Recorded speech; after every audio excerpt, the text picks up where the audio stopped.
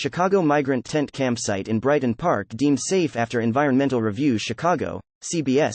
The Brighton Park neighborhood site for a migrant tent camp is going forward, following an environmental review.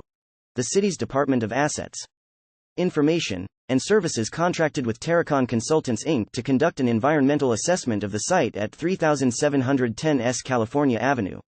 Terracon conducted a field investigation that involved soil, groundwater, and soil gas sampling.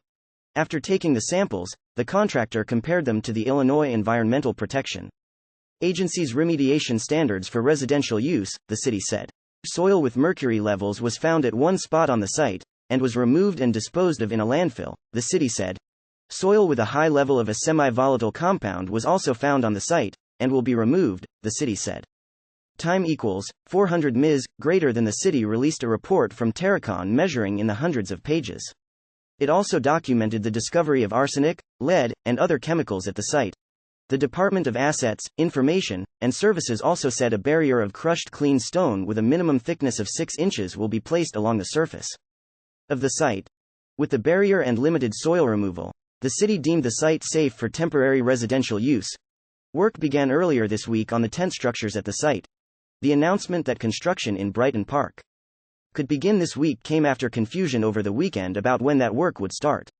On Saturday, Julia Ramirez, 12th, announced the mayor's office had informed her construction would begin on Monday, but the mayor's office later said construction would begin at a later date.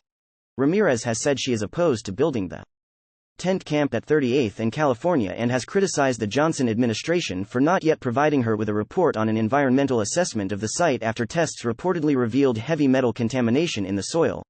Protesters who have staged multiple rallies against the tent camp plan and have repeatedly tried to block workers from reaching the site have posted a sign stating, "This land is contaminated."